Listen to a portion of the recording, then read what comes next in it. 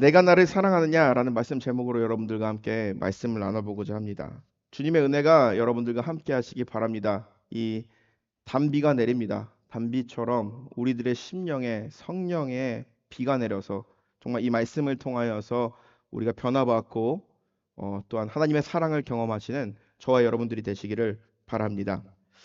누구에게나 돌아가고 싶지 않은 장소가 있습니다. 그리고 누구에게나 만나고 싶지 않는 사람이 있을 것입니다. 그러한 장소, 그러한 사람을 만난다라는 것은요, 끔찍한 일일 것입니다. 그런데 범죄 심리학에서 말하는 내용 중에 사람이 이 크리미널, 범죄를 저지르게 되면요, 그 범죄를 저지른 그 장소에 다시 오게 되는 습관이 있다라고 합니다. 그것을 이제 귀소 본능이라고 합니다. 범죄 현장에 돌아와 가지고 자신이 저지른 이 범죄에 대해서 세상이 어떻게 변했는지, 그리고 그것에 대한 우월감을 느끼거나 쾌감을 느낀다라고 합니다. 그런데 신기한 것은요, 프로이드라는 이 심리학자가 얘기하기에 사람이 자신의 트라우마가 있는 그 흔적을 계속 피하려고 하는 경향도 있지만 그와 동시에 자신에게 있는 트라우마 그리고 불안 이런 것들을 충격적인 그런 경험들을 끊임없이 사람들은 피하려고 하지만 반복하게 된다라고 얘기합니다.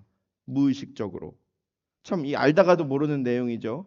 자신에게 상처가 있고 아픔이 있고 그리고 다시는 보고 싶지 않은 다시는 하고 싶지 않은 행동인데요. 그것을 반복하고 있는 인간의 모습들. 사람들의 본능은요, 사실 나에게 안 좋은 추억이 있고 나에게 깊은 상처를 준 어떠한 장소라든지 그랬던 어떠한 사람과의 관계에 다시 돌아가는 것을 원치 않습니다. 그런데 그 반면에 다시금 찾아가게 되는 경우도 있다라는 것입니다. 그런데 우리가 성경을 보게 되면은 주님께서 우리에게 사람들에게 주님의 사람들에게 명령하십니다. 그리고 주님께서 그 사람에게 바라는 것이 있어요. 그런데 그것을 이루지 못하고 주님의 낯을 피해서 도망가게 됩니다. 그런데 주님은요, 반드시 그곳에 다시 세워서 하나님의 뜻을 이루게 한다라는 것이죠. 인간적인 것으로 봤을 때는 실패했다라고 생각할 수가 있습니다. 그런데 실패한 그곳에 다시 세워서 하나님의 뜻으로 그 뜻을 이루십니다.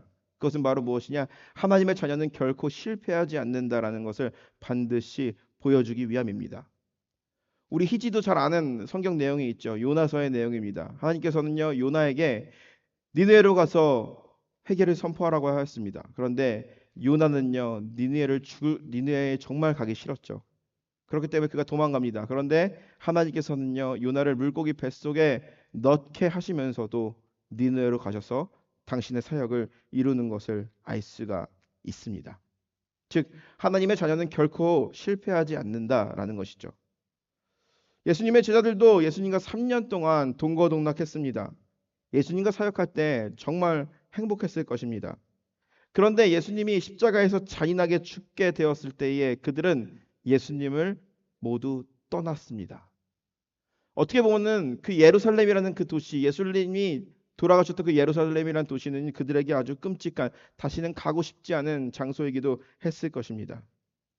어떠한 죄아들은요, 슬픔과 괴로움과 두려움, 그리고 자신의 비겁함과 죄책감을 조금이라도 나누기 위해서 다락방에 모여서 문을 잠그고 있었습니다.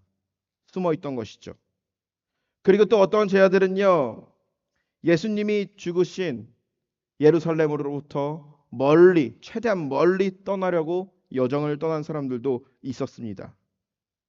이들 중에서는 예수님이 부활하셨다라는 그 소식을 들었던 사람들도 있을 것입니다. 그런데 예수님을 만나는 것을 그들은 꺼려했습니다. 예수님이 싫어서가 아닙니다. 예수님을 만나러 가지 못한 것입니다. 그것은 바로 무엇이냐? 예수님과의 관계에 있어서 자신들이 실패했다라고 결론을 내어버리기 때문입니다. 우리 중에 믿음이 있는 사람들도 이럴 때가 많습니다. 스스로 예수님과 나의 관계에 있어서의 예수님과 나의 관계는 실패했다라고 결론을 내려버리는 것이죠. 내가 예수님을 너무나도 멀리 떠나왔기 때문에 예수님이 나를 결코 받아주지 않을 거야. 내가 무슨 염치가 있다고 예수님께 나아갈 수 있느냐? 라고 말하는 것이죠. 스스로 결론을 내리는 것이죠. 나는 교회 너무 오래 가지 않고 교회를 떠나서 너무 죄 가운데 살았기 때문에 다시 교회 가는 것이 너무나도 힘들다. 그럴 수 없다. 하나님이, 예수님이 아무리 좋은 사람이라고 할지라도 나를 받아주지 않을 거야. 라고 스스로의 결론을 내려버리는 것이죠. 그런데 우리가 성경을 통해서 알 수 있는 사실이 있습니다. 그것은 예수님은요, 우리의 이 염치 없음, 그래도 주님께 가고 싶지만 가지 못하는 그 괴로운 마음을 너무나도 잘 아신다라는 것이죠. 그래서 주님은요, 그러한 자들에게 직접 찾아오십니다. 그리고 과거의 비겁함과 그리고 과거의 죄를 묻지 아니하십니다. 그리고 나서 우리에게 와서 우리의 마음을 위로하여 주시고 우리 안에 깨어진 사랑을 회복시켜 주십니다. 오늘 본문에 나오는 베드로가 바로 그렇습니다. 베드로는요, 예수님이 참 아끼는 제자였습니다. 그리고 예수님이 정말 사랑하는 제자였습니다. 그런데 그는 주님을 떠났습니다. 아니, 공개적으로 예수님을 비난하고 부인하고 부정하고 저주했습니다. 그렇기 때문에 예수님을 떠난 것이죠.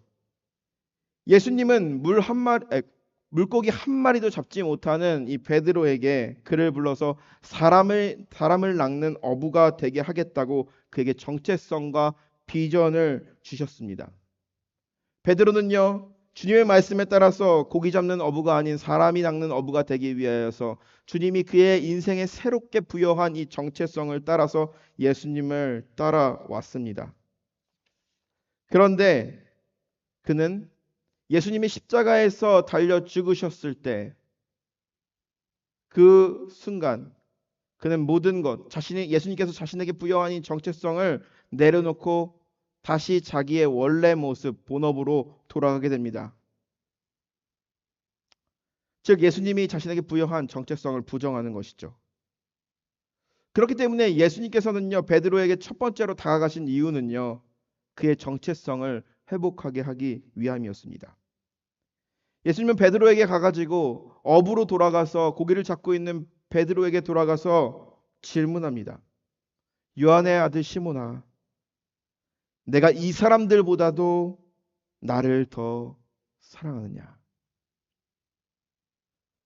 우리는 예수님이 이 베드로를 부르실 때에 그의 이름을 부를 때에 베드로야라고 부르지 않고 게바야 부르지 않고 요한의 아들 시몬아라고 불렀습니다. Simon, son of John. 이것은 어떤 것이냐면 요한이라는 이름, 아니 이것은요 그의 이름의 가장 근원적인 정체성을 부르는 것이죠. 제가 서울에 있을 때에 아주 존경하는 목사님이 있었습니다. 그 목사님 밑에서 목회를 배웠습니다. 그런데 이 목사님은요 저를 부르실 때 항상 전도사 때는 이전도사님, 이전도사, 이용일 전도사님, 목사님이 되고 나서는 이제 이용일 목사님, 이 목사 하면서 저에게 한 번도 이렇게 뭐 함부로 이름을 부르거나 아니면은 뭐 반말을 하거나 항상 존중해 주셨습니다. 그래서 저는 그 목사님이 참 좋았습니다. 그래서 하루는 인생의 중요한 문제를 가지고 이 목사님에게 갔습니다. 그러면서 제 안에 있는 고민을 목사님에게 얘기했어요. 그런데 그 목사님이 처음으로 저에게 이렇게 말씀하시는 겁니다. 용이라. 근데 그 말을 딱 들었을 때에 제 안에 울림이 있었어요. 저는 목사입니다. 목사로서의 정체성을 가지고 살아가고 있어요. 평생 주님께서 저에게 주신 십자가이고 기쁘게 지고 가야 할 것입니다. 목사라는 정체성이 있습니다. 그런데 그 이전에 저에게 있는 것은 이용일이라는 제 자신의 퍼스널 아이덴티티가 있는 것이죠. 목사 대 목사로 얘기하는 것이 아니라 인간 대 인간으로 용이라 불렀을 때에 마음속에 울림이 있었던 것이죠. 주님께서 베드로에게 요한의 아들 시몬아라고 부르신 것은요. 그의 인생의 정체성, 가장 중심, 시작점에서 그를 부르셨다라는 것입니다. 우리가 잘 알듯이 베드로는 다양한 이름을 가지고 있습니다. 시몬이라는 이름도 있고요. 게바라는 이름도 있고요. 베드로라는 이름도 있습니다. 그런데 베드로 시몬이라고 부르지 않고 베드로 게바라고 부르지 않고요. 요한의 아들 시몬아.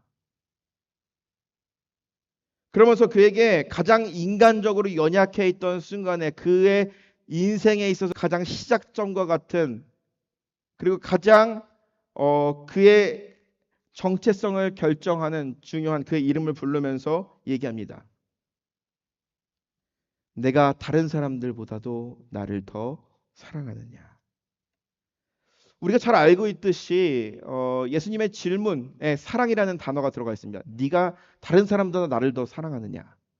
이 사랑이라는 말은요, 영어로는 love라고 하고요, 한국어로는 뭐 사랑이라고 하죠. 그런데 우리가 이 그릭 헬라어 단어를 보게 되면요, 이 사랑이라는 단어가요 굉장히 다양하게 나타납니다. 첫 번째로 이제 필레오라는 뜻이 있습니다. 이것은 바로 무엇이냐면 형제 간의 사랑을 의미합니다. 형제 간에 서로 사랑하고 자매 간에 서로 사랑하고 친구 간에 사랑하는, 서로 사랑하는. 그래서 우리가 옆 동네 필라델피아 가면은 이 필라델피아는요 필리오 아델포스, 형제 사랑이라는 뜻이에요. 예, 그래서 형제를 사랑한다는 의미의 가 이제 필리아고요.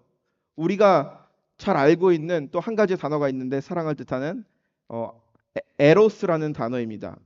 이 에로스라는 단어는요 남녀 간의 성적인 끌림 그리고 또 남녀 간의 사랑을 의미합니다. 그리고 또 한 가지는 스트로게라는 단어가 있습니다. 그것은 바로 무엇이냐? 가족 간의 사랑을 의미합니다. 가족 간의 사랑. 다 언어가 달라요. 우리말로는 사랑이라고 번역되어 있는데 또 한 가지는 바로 무엇이냐면은 우리가 잘 알고 있듯이 아가페의 사랑입니다. 아가페는 무엇입니까? 우리가 잘 알고 있듯이 조건 없는 사랑입니다. 신적인 사랑입니다. 헌신적인 사랑을 의미하는 것입니다. 그렇다면 주님께서 내가 나를 사랑하느냐라는 그 질문에 그 사랑은 어떠한 사랑으로 질문하셨을까요? 내가 나를 아가페하느냐? 내가 너희를 위해서 내 몸을 내어줬던 것처럼 내 삶을 내어줬던 것처럼 이 헌신적인 사랑을 했던 것처럼 너도 나를 이렇게 헌신적으로 내 몸을 던져서까지 목숨을 다하면서 사랑할 수 있겠느냐라고 질문했던 것입니다. 베드로는요 조건 없이 주님을 따랐던 적이 있습니다. 자신의 배와 그물을 버려두고 조건 없이 예수님을 따랐습니다. 그런데 순간에 그의 인생에 위기가 찾아왔을 때 예수님께서 십자가형을 받았을 때 그는 주님을 배반하고 예수님의 제자로서의 자리를 떠나서 자신의 삶의 자리로 도망가게 되었습니다. 베드로는요 이 주님의 질문 앞에서 조건 없이 나를 사랑할 수 있느냐, 나를 아가페할 수 있느냐라는 질문에 베드로의 대답은 그러하나이다. 내가 주를 사랑하는 줄을 주께서 아시나이다. 여기서 말하는 이 사랑은요 어떠한 사랑이냐면 필레오입니다. 주님은 내가 나를 아가페할 수 있겠니? 라고 물어봤는데 베드로는요 저는 주님을 필레오 합니다. 이 말은 바로 무엇이냐면은 주님이 아시잖아요. 저는 주님을 배반한 사람입니다. 믿음이 없어서 넘어진 사람입니다. 예전에는 알던 당신의 제자 베드로가 아닙니다. 당신을 향했던 사랑, 저는 당신처럼 나에게 베풀었던 그 아가페오의 사랑을 말할 수 있는 자격이 없습니다. 필레오 정도 할 수 있는 그러한 사람입니다. 라고 베드로는 고백을 한 것입니다. 그러자마자 예수님께서는요, 이 베드로에게 이렇게 이야기합니다. 내 어린 양을 먹이라. 우리는 이 의미가 무엇인지 잘 알고 있을 것입니다. 많은 사람들에게 가서 하나님의 말씀을 예수님의 사랑을 전하는 사람이 되어라. 말씀을 가르치라. 라는 의미로 우리는 알고 있습니다. 맞습니다. 그런데 제가 이번 주에 설교할 이 내용을 가지고 묵상을 하는 도중에 저에게 경험적으로 다가오는 것이 하나가 있었습니다. 지난주 월요일 날 와이코프 타운십에 있는 팜 농장에 갔다 왔어요. 농장에 뭐 하러 갔냐면은 피딩 하러 갔어요. 양이랑 염소, 뭐 알파카 이런 애들 밥 주러. 희지가 굉장히 좋아하거든요. 3불 정도 내면은 이 한 버켓에 이렇게 사료를 줘요. 시리얼을. 그래서 이렇게 주는 거예요.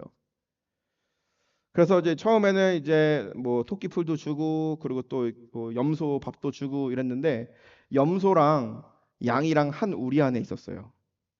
그런데 우리가 잘 알고 있듯이 이 염소는요 굉장히 공격적입니다. 그리고 굉장히 어, 빨라요. 그런데 반면에 양은 어떻습니까? 느립니다. 그리고 멀리 보지 못합니다. 항상 사료를 가지고 사람들이 가게 되면요, 이 염소들은요 항상 몰려들어요. 그래서 사람들이 주는 사료를 받아 먹어요.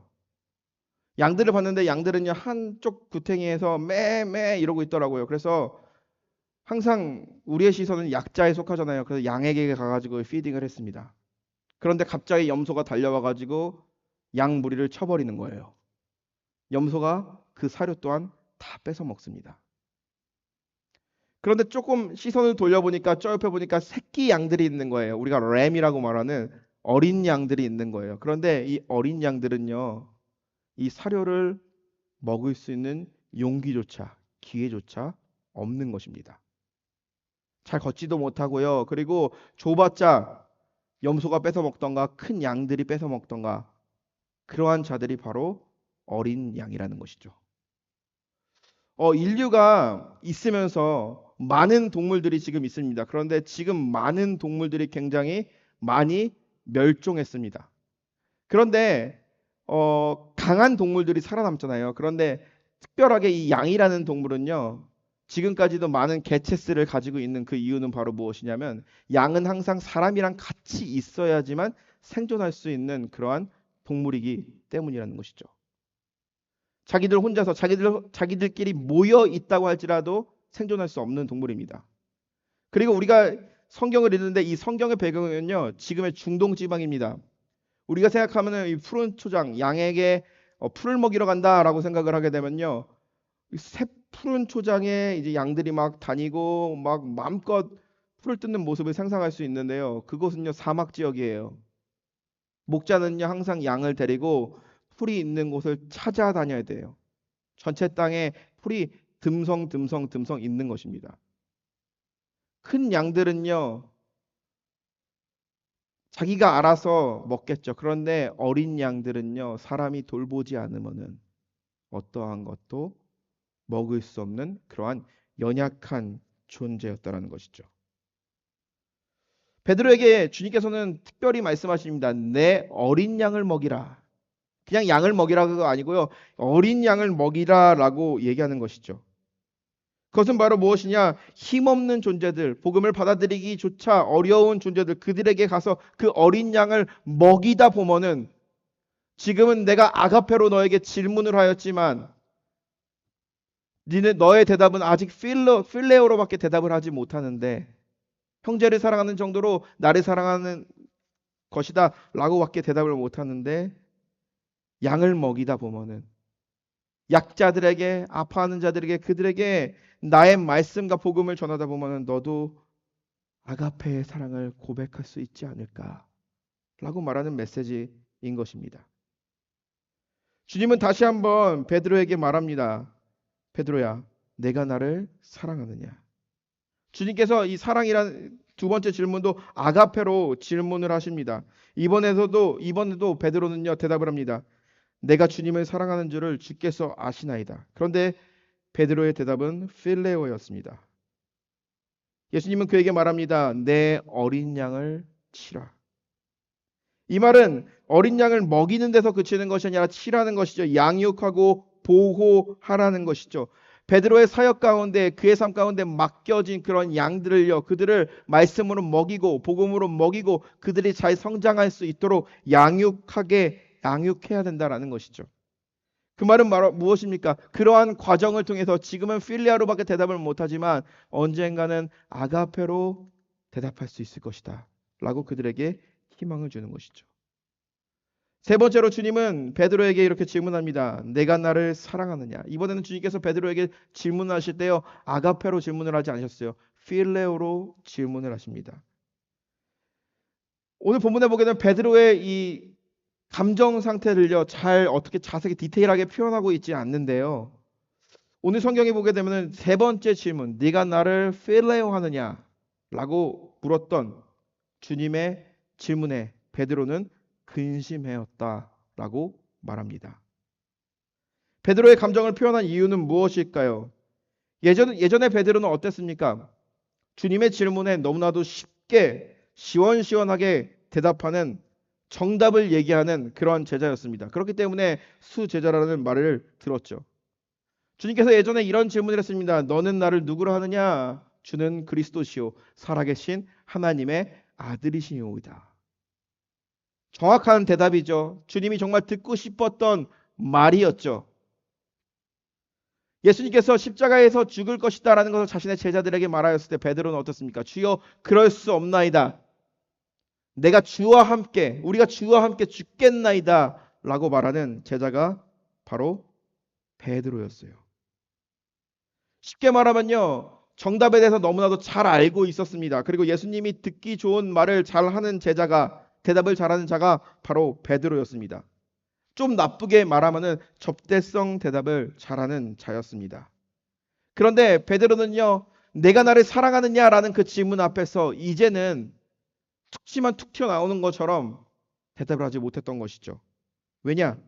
자신의 신앙이 완전히 무너진 상태에서 찾아오셔서 자신에게 질문하시는 예수님에게 쉽게 대답하지 못했던 것입니다. 염치가 없었기 때문이죠.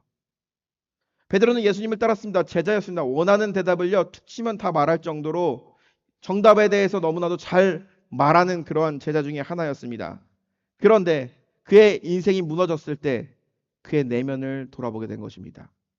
그렇기 때문에 주님께서 그를 부르시면서 내가 나를 다른 사람들보다도 사랑하느냐, 아가페하느냐라고 물었을 때에 사랑한다라고는 이야기했지만 주님이 사랑하는 것만큼 헌신적인 사랑은 베드로의 입으로 말하고 싶어도 말하지 못하는 것입니다. 왜냐? 그가 이전에 말로 주님을 배반하지 않겠다라고 얘기하며 그랬던 주님이 원하는 대답을 하였지만 그러나 그렇게 살지 못했기 때문이라는 것이죠. 주님은 베드로에게 이야기합니다. 내 양을 먹이라. 이 말이 의미하는 것은 바로 무엇입니까? 베드로의 신앙 고백처럼 미사역으로 써서 화려하게 속 시원하게 대답을 하지 못하는 베드로였습니다. 그런데 그의 대답은요. 속 시원하고 뭔가 이렇게 통쾌하진 않지만 더욱더 진지해졌습니다. 자신의 모습을 바라보는 것이죠. 절망과 무너짐 속에서 자신의 모습을 보게 된 것입니다. 주님의 말에 내가 나를 아가페느냐, 네가 나를 모든 것을 다하여 헌신적으로 나를 사랑할 수 있겠느냐라는 그 질문에 대답하고 싶지만 대답하지 못하는, 대답할 염치가 없는 그러한 베드로였습니다. 비로소 그의 대답은요, 그의 믿음은요, 주님이 원하는 대답을 딱 말할 수는 없었지만 더욱더 진지해지고 자신이 십자가 앞에 어떠한 것도 내세울 수 없는 죄인이라는 사실을 깨닫게 된 것입니다. 주님께서 베드로에게 내 어린 양을 먹이라, 내 어린 양을 치라, 그리고 내 양들을 먹여라 라고 말하는 이유는 바로 무엇입니까? 예수님이 걸어가신 그 길을 따라가면서 그 삶 가운데 지금은 내가 아가파의 사랑을 실천하지 못하지만 그 과정 가운데 나에게 맡겨진 나의 손과 발이 되어서 내가 일을 할 때에 너도 비로소 언젠가는 아가페의 사랑을 고백할 수 있을 것이다 라고 하는 것입니다. 주님께서는 베드로가 가장 연약한 순간에 찾아가셨습니다. 그러면서 그와 같이 연약하게 되어서 그에게 질문하는 것이죠. 내가 나를 필레오하느냐. 주님은 베드로에게 다시 한번 그의 정체성을 일깨워 주십니다. 요한복음 21장 18절에서 19절에 본 얘기입니다. 내가 진실로 진실로 내게 이르노니 내가 젊어서는 스스로 띠를 띠고 원하는 곳으로 다렸거니와 늙어서는 내 팔을 벌리리니 남이 내게 띠를 띠우고 원하지 않는 곳으로 데려가리라. 이 말씀을 하심은 베드로가 어떠한 죽음으로 하나님께 영광을 돌릴 것을 가리킴이더라. 이 말씀을 하시고 베드로에게 이르되 나를 따르라 하시니. 주님께서 말씀하십니다. 베드로에게, 정체성을 잃어버린 베드로에게 정체성을 다시 회복해 하시는 말씀입니다. 내가 젊어서는 내 띠를 두르고 내가 원하는 대로 가가지고, 어떻게 보면 그의 믿음은 세뇌된 믿음이었습니다. 그리고 그냥 반복적인 그런 믿음이었습니다. 그런데 이제는 내가 원하는 대로, 내가 말하고 싶은 대로, 내가 살고 싶은 대로 살아가는 것이 아니라 내 팔을 벌리고 내 띠를 띄우고 누군가 너의 띠를 띄워서 다른 곳으로, 내가 알지 못하는 곳으로 데려가게 하리라. 이것은 베드로가 앞으로의 삶을 어떻게 살 것인지에 대해서 주님께서는 예언자적인 메시지를 전해주신 것이죠. 그리고서 하시는 말씀이 바로 무엇입니까? 너는 나를 따르라. 주님을 따르고 싶지만 따라가고 싶어요. 만나고 싶어요. 주님이 부활하셨다는 소식 베드로가 몰랐을까요? 아니에요. 주님이 십자가에서 죽으시고 이제 돌무덤에 갇혔을 때 막달라 마리아는요, 이 돌무덤에 갔는데 무덤이 열려 있었잖아요. 그런데 열려 있었는데 예수님의 시신이 없었어요. 그래서 막달라 마리아가 불렀던 두 제자는 누구였습니까? 베드로와 요한이었어요. 그가 갔을 때 예수님의 시체는 진짜 없었어요. 그들은 돌아가게 되었어요. 그런데 다른 사람들로부터 예수님이 부활하셨다는 소식을 듣지 못했을까요? 베드로 충분히 알고 있었고요. 듣고 있었고 그 정도 정보는 있었을 거예요. 그런데 주님께 가까이 나아갈 수 없었습니다. 왜냐? 염치가 없기 때문에. 너무나도 미안해서. 그런데 주님께서는요. 염치 없어 하고 미안해하는 그 베드로에게 찾아가 가지고 그가 원래 가지고 있던 그의 정체성을 일깨워 줍니다. 그 정체성은 바로 무엇입니까?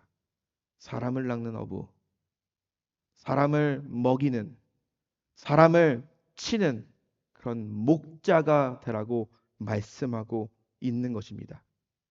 그래서 그의 삶은요, 그의 마지막 삶은 정말 예수님처럼 살아가다가 십자가에서 거꾸로 매달려 죽게 됩니다. 여러분 영화 중에 옛날에 기독교 영화 하면 떠오르는 영화들이 있지 않습니까? 벤허 보셨나요? 크리스마스가 되면 항상 TV에서 했던 영화가 아마 배너였던 것 같아요. 또 하나가 있다면은 코바디스일 것입니다. 이것은 역사적 배경을 이제 두고 있는데요. AD 64년경에 예수님이 돌아가시고 한 30년이 지난 후에 당시에 기독교에 대한 심각한 핍박이 있었습니다. 네로 황제가 통치하고 있던 시절이었습니다. 로마 시내에 불을 질러 놓고서 시를 쓰기 시작합니다. 그리고 나서 사람들이 이 책임을 묻게 되자 이 화재는 기독교인들이 저지른 것이다 하면서 기독교인들을 심하게 핍박하기 시작합니다. 영화를 보게 되면은 이 베드로는요 로마에서 복음을 전하고 있었습니다. 그런데 베드로 역시도 기독교인이었기 때문에 그가 억울하게 감옥에 갇히게 됩니다. 베드로뿐만 아니라 많은 사람들이 갇히게 됩니다. 그런데 그의 제자들이 와서 이야기합니다. 베드로 선생님, 베드로 선생님, 여기 있으면 안 됩니다. 선생님은 여기서 죽으면 안 돼요. 더 많은 사역을 해야 됩니다. 예수님의 진정한 제자이지 않습니까? 그래서 이 베드로를요 탈옥시켜 줍니다. 베드로는요 로마를 빠져나와서 걸어가게 됩니다. 그런데 그의 마음 가운데 깊은 갈등이 있었습니다. 내가 지금 이곳을 떠나는 것이 맞는가라는 질문이었습니다. 왜냐?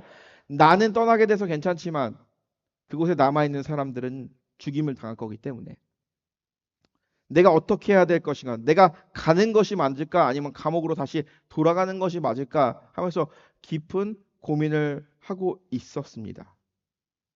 그런데 한 장면 떠오르는 장면이 하나가 있습니다.